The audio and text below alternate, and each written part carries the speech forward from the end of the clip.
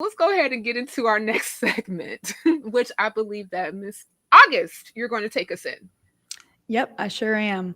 All right, so the page The Breeze, I believe it is, they posted an article about this concept of hell houses, and basically expanded on the fact that they are unethical because essentially they are haunted houses for Christians, where instead of depicting scary scenes that you'd see in your typical scary movie, they instead show scenes of quote unquote hell, where things like real situations of abortion, drug use, LGBTQIA plus community issues, suicide, drunk driving, abuse, etc., are all depicted, and these people in the haunted houses are then being shown going to hell because of these things.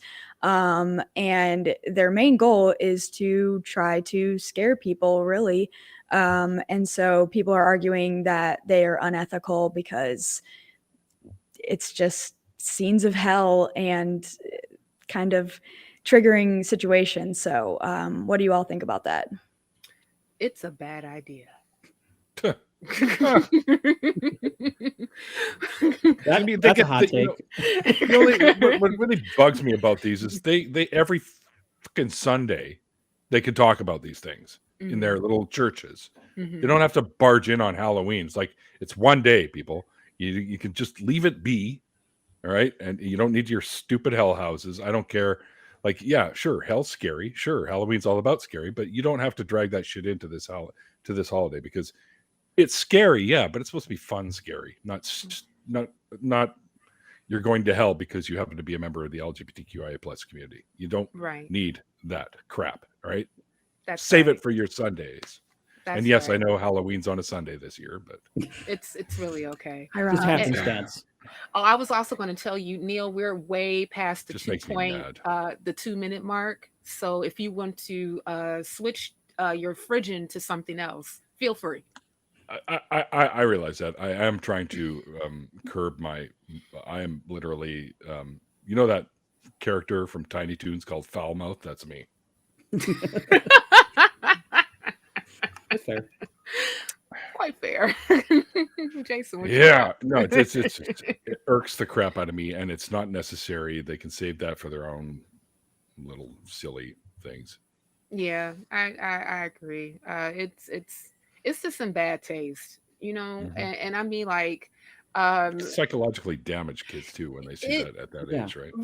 Right. I mean, like you're having like these depictions of like abortion clinics or people having an abortion. Yes.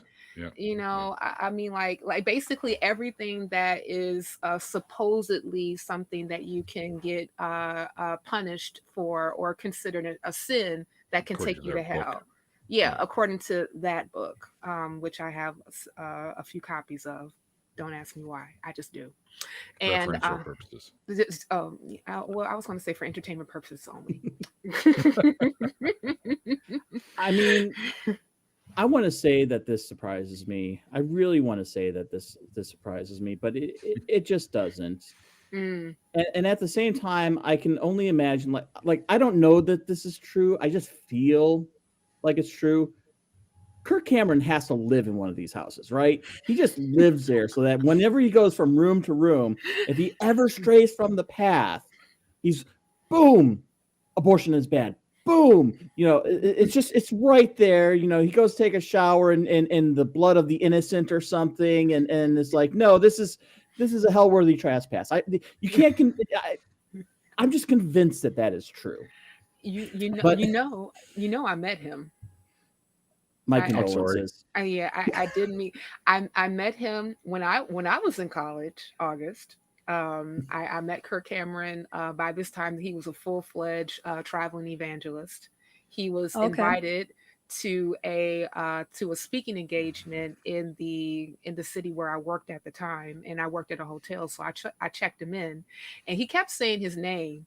And it took me a little bit to actually realize who he was. I said, I literally said that. I said, I just realized who you are. But at the time, I didn't know that he was like saved or doing the thing that he did now. I'm thinking he's still Mikey Seaver. I'm just saying. And so then him and the person that he was with were doing these like magic tricks for it. I don't know why, but they kept doing magic tricks. They were doing magic tricks and they kept going, man. Cynthia, hey Cynthia, look here, hey Cynthia. And I'm like, oh my gosh, would you please stop? Now you're annoying me. I am trying to work. And then at the end, it said, you just, received this card because you were looking at a magic tricks, but have you really thought about your soul? I was like, did Mikey Seaver just... He just tried to convert you. Did he just try to convert me? He tried to convert you. Mikey Seaver tried to convert me. How dare he? Somebody take that away from me, please. So the thing about these hell houses is that, like, they're very similar to any haunted house that you would see, on down on a farm, or they're all volunteer based. They're all very badly acted by teenagers, and a lot of people get a chuckle out of it, because I would think that most people who go through these, they're not taking them serious. But the fact that you get impressionable people coming through there and be like, oh yeah, I really don't want to go to hell. What can I do to prevent that? Mm-hmm. And I really feel that this scores pretty darn high on the bite model. Like you've got the behavioral control, you've got, okay, maybe not so much the information control, because it's only like, you're in there for that short amount of time. So whatever information, it's what they happen to have, but they can't control it once you leave. But they are doing thought control. They are doing, and especially in emotional control. Yeah. Tugging at that, like, you don't even want to have an impure thought, because then you're all of a sudden going to be, Satan's xylophone or some ridiculous garbage. Mm-hmm. And so, yeah. And there were a couple of quotes in here, saying that, like, bad people don't become bad by mistake. Okay, cool. I can agree with that to some extent, that there are basically saying that there are, extenuating circumstances that would cause somebody to go bad. I get that. Let's tackle that instead of packaging all up and saying, go to God. Oh, I really shouldn't say that while I'm wearing this. It's fear tactics, though. It is. August, you look like you have more to add to the discourse. Yeah. Part of what I love so much about haunted houses when I do choose to go in them is the fact that the second you step out of it, you're like, oh, okay, I'm safe. It's fake. It's not real. It's all just, obviously the demon girl from The Ring isn't actually going to come after me. But when you put it in this perspective of, no, this is actually going to happen to you, it puts a whole new anxiety to it. Because, haunted houses are inherently anxiety inducing, but you understand it's fake. You understand that these are actors, but when you're in one of these Christian haunted houses, they are telling you that this is what's going to happen to you. And not only is this going to happen to you, it is going to continue to happen to you forever. For eternity. Yeah. Which we can't even conceptualize. Right. Yeah. So, and as someone who unfortunately was very persuaded by Pascal's wager in the early stages of me leaving religion, it was actually one of the things that kept me holding on way too long. And so I could see myself as like a sort of, questioning things and going into one of these haunted houses and then suddenly being like, oh, no, I need to be Christian because look what's going to happen to me if I don't.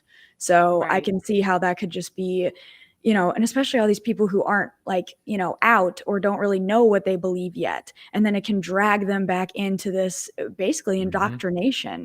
Right. So that's why I just really don't like it. It's a fear tactic, basically. Exactly. Yeah. Go ahead, Neil. You have more to say. I can see it on your face and on your commander uniform. No, actually, August covered what I was going to say. So that you said exactly what I was going to talk about when you leave the place, you're like, whew, that was scary, but I'm okay now. This one, you carry baggage with you. This one's will stay with you because people are telling you, sure, it's a scary house, but this is real. And you're like, holy shit. And you're going out of there and you're like, damn it, I'm going to hell now because I touched myself last Wednesday. But, Right. like that's the kind of thing that's going to stick with you, right? So, yeah, psychologically, it's a shit show. They shouldn't, it's stupid. yeah. Right. Anyway.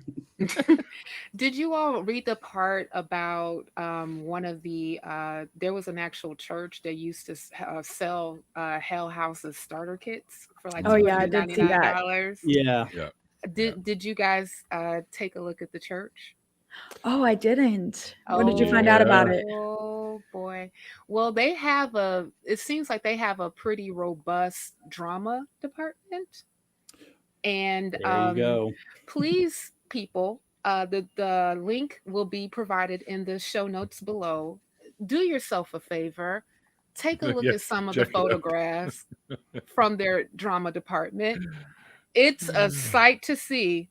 It's a sight to see. That's just and one of the things that I've noticed was like an ongoing theme on their whole drama department photos that they were showing is that they're the characters that you would most likely see in a Hell House. They had a lot of folks dressed up like demons. They had one person who was dressed up in leather with aviators on, like I had on earlier. I guess like they were trying to be a badass, I don't know, and they were influenced by the demons to be a badass, and had other people begging and pleading, please, save me. Had Jesus there, and looks like that Jesus was singing or sermonizing or doing both, who knows. And wow is what all I can say is some of the pictures are ridiculous. Like what they show even guys dress up as the founding fathers, right? Oh yeah, right? Yeah. Oh right? yeah, like, yes. Wrong. Right. That's not a dog whistle. That's not a dog whistle at all. Not at all. Not at all. Not at all. But yeah, overly, in my opinion, really heavy on the demon pictography. A little bit more from my taste. It looks like I'm looking at a picture right now. It looks like somebody's dressed like death, like the Grim Reaper. I mean, like, oh, another person is dressed up like a witch and going with the fangs and the what you not and the whatnot. The what you not? Did I just say what you not? Let's go back in the tape. Yeah. it was just something. I don't know. I can't help but to think to myself, like, this is just poor taste. It's terrible. Yeah, so I think we're going to go ahead and just wrap up this this particular portion now, and I'm going to start with final thoughts. August, since you brought us in, won't you go ahead and take us out? Sure. Like I said earlier, I think part of the fun of the haunted house is the fact that you get that adrenaline rush from the, anxiety you feel when you have a chainsaw guy chasing you down a hallway. But the second you step out of it, you can say, oh, okay, I'm safe. But with these hell houses, you're telling people that, you're not going to be safe. You have to do what we tell you, or you're never going to be safe for eternity. So I think that's why I think they're wrong. Right. Well said. You're here. Yeah, these things are. We get what you're trying to do, but they're a bad idea. They're a really bad idea, especially this time of year. If you're going to do it on the same day, if you chose another day and you had your own little ceremonies that you do, whatever, that's fine. Keep them, where they belong, but don't do it on Halloween, because Halloween's supposed to be fun for the kids. You're not supposed to scare them like somehow they're going to burn for an eternity. That's just utterly ridiculous. So stop it. Just stop it. And what's funny? I think all of us said we'd never even heard of these things. So That's kind of good news, because that means that they might be a very, very small amount of these things out there. Let's bring that number to 0, because they're not appropriate and they're ridiculous. Am I allowed to say amen? Yes. Raw men. We say raw men. Raymond. And Jason? I didn't even think along the lines with what August said. Is like, yeah, when you're out of that haunted house, you're but when you go out of these, oh no, I'm still not saved. I need to now go and do more to get saved. That actually kind of hit home a little bit, because I didn't think along those lines. When I was in Cub Scouts, we did a little haunted house thing, but there was none of the religious overtones. We just, cardboard tunnels and, just really kind of garbage type of thing. And it was fun. It was great. It was, you can still have, because the Cub Scouts being a quasi-religious, not really quasi, but institution, and yet still, you can have fun. You can have this devil over here, and you don't need to force all that through down your throat. When you're trying to just have fun. Exactly. And I was just going to say, like, I forgot to mention this earlier. Even when I was a practicing Christian, and we would have like parties for like the kids, we used to do like hallelujah. Yeah. It was we call it like Hallelujah Night. And it was basically like a mini carnival. We had games and prizes and gave out candy. The kids just didn't dress up in like, costumes and stuff like that. But I mean, it was still like a good, fun night that, they were able to partake of and didn't feel left out because we did something for them. And if that was going to be more of the theme that other churches, Christian organizations would practice, I would have no problem with that. But this right here, it ain't okay. No. Absolutely. It's unnecessary. Exactly. I was lucky growing up, because growing up as a little Jewish kid, we got to do Halloween, and then we got to get dressed up again for Purim, which is in the springtime. So we have to play dress up twice a year. Yay! Wow, that's kind of cool. Now you got to do a whole nother show with us, Neil, just to talk about Purim. It's really not that exciting. Okay. Except when I lived in Israel, if you're walking around and you see that people are party for Purim, it's like party time.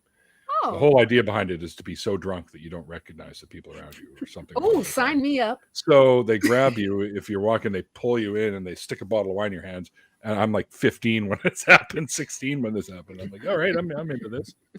So I woke up on the side of the highway wondering what the hell I was doing there. Oh, wow. Well, when in Rome, not necessarily. When in Jerusalem. In Jerusalem. Something like that. Indeed.